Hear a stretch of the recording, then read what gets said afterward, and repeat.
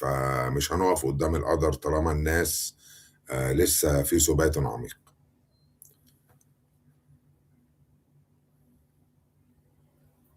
هو ده يا أستاذة خديجة اللي أنا بقوله، إن حب الوطن عبادة، والتقصير خيانة، والحب عمره ما كان بالكلام. ف أنا عندي قرار قررت إني أعمله، بس قبل ما أعمله عايز أوريكم حاجات زي اللي وريتها لكم كده امبارح عن اللاجئين النهارده كانوا بيعملوا إيه. في خبر أنا ما رضيتش أنزله الصبح، عرفته كان على الساعة 9 الصبح لأن أنا كنت في مشاوير من الصبح بدري. الخبر ده كان بيقول إن في مترو الأنفاق الخط الثالث فضل عطلان امبارح ساعة ونص. بيحكوهولي صاحب الكافي سنتر اللي بنشرب عنده القهوة اللي موجود دايما، يعني هو جنب المترو على طول، جنب مترو الأنفاق، فالخبر بيوصل له كده.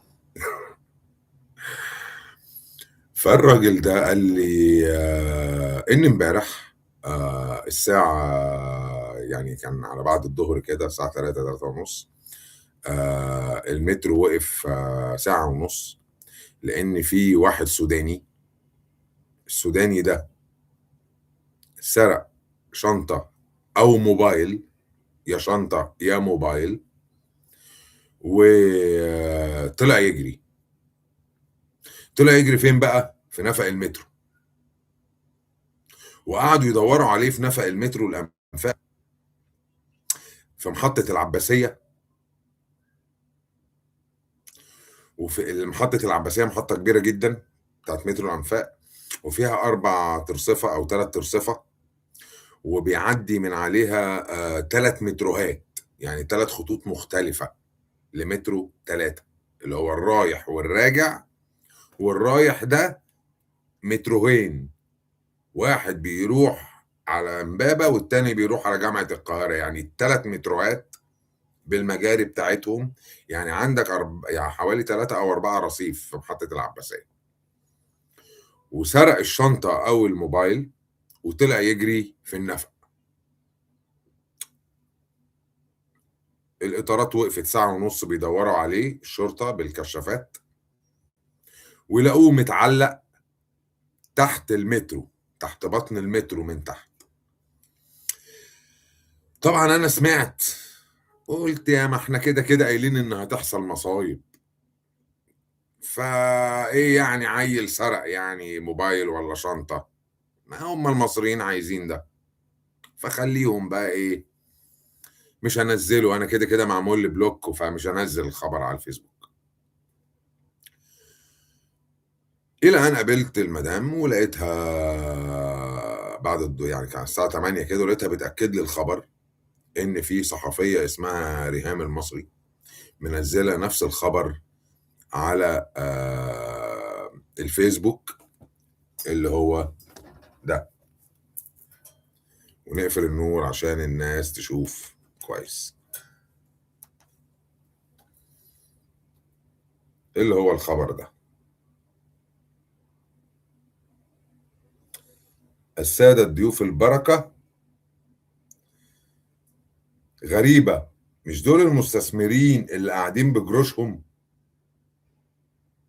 وطبعا كاتبة انا هسيب النور مطفي علشان نخلص بقية الاخبار دي. وطبعا كاتبة القصة اللي انا حكيت لكم عليها، انه سرق شنطة. هي بتقول بقى في المقال انه هو سرق شنطة ولقوه في بطن المترو من تحت. وبعدين ابتدت التحرشات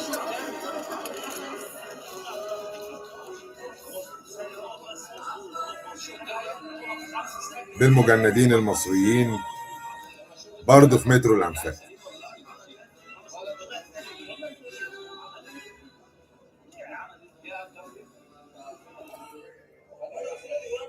وأول ما قفش عليه المجند جاب ورا. ليه جاب ورا؟ لأنه جبان. ما هو جبان، ما احنا عارفين إن هم جبانات.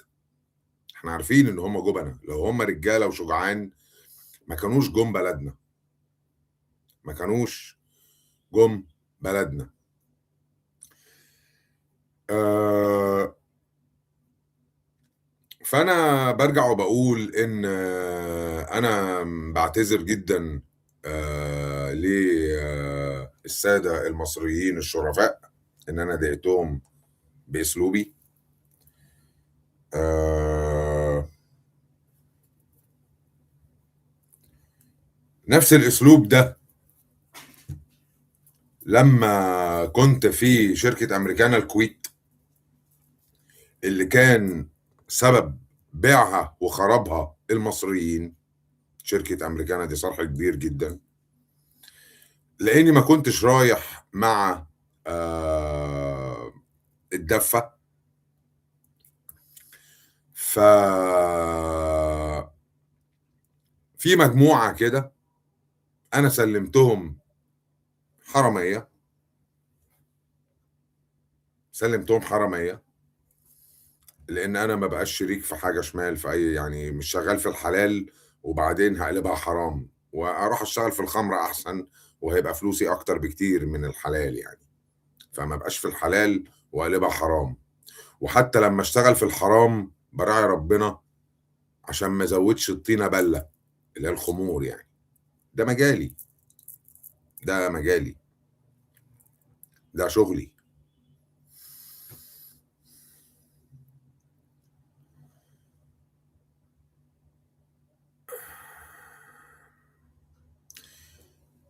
وكانت النتيجة إن أنا اللي سِبت الشركة، يعني أنا مسلّمهم حرامية وفي الآخر أنا اللي سِبت الشركة، وربنا كرمني وخدت شغل تاني نطّيت 5 position أو 5 مراكز في الشغلانة الجديدة اللي رُحتها.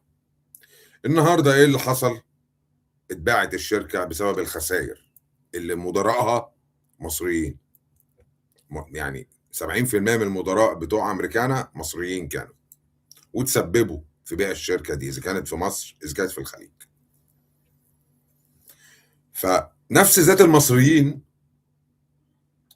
اللي ما تقبّلوش كلامي في 2011 لمّا قُلت لهم البلد هتخرب، ما تنزلوش، وقالوا عليّا فلول، هم ذات المصريين اللي باقول لهم نزّلوا فيديو الترحيل القسري وإلغاء التجنيس وعزل الحكومة ومحاكمتها، هم نفس المصريين ما اتغيّروش.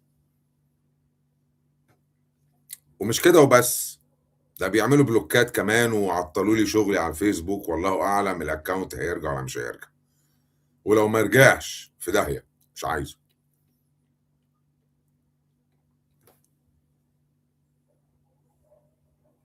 ولو ما رجعش مش عايزه. أنا برضه ربنا دايمًا بيعمل لي كده.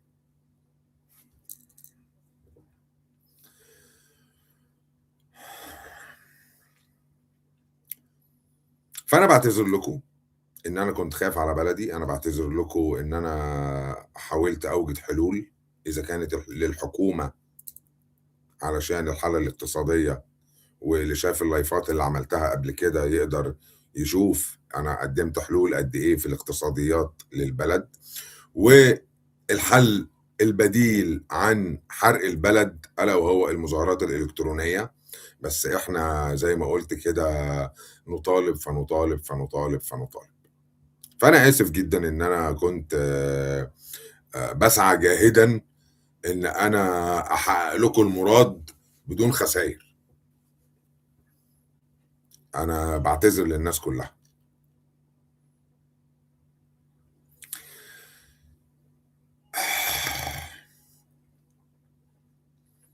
نقول كده،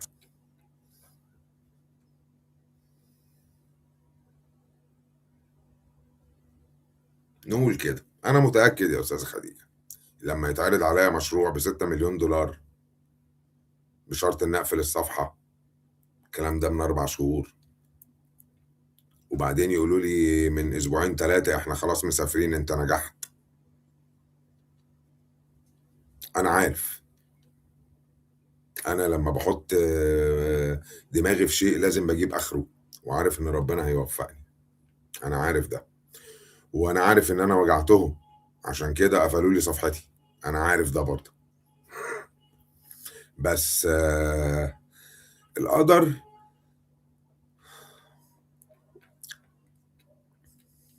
حدش يغيّره.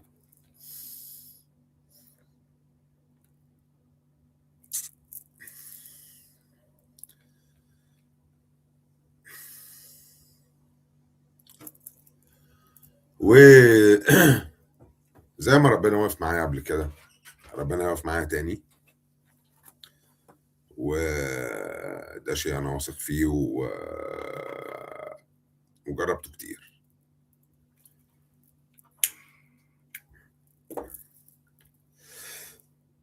شايفين دي؟ يعني دي سبحان الله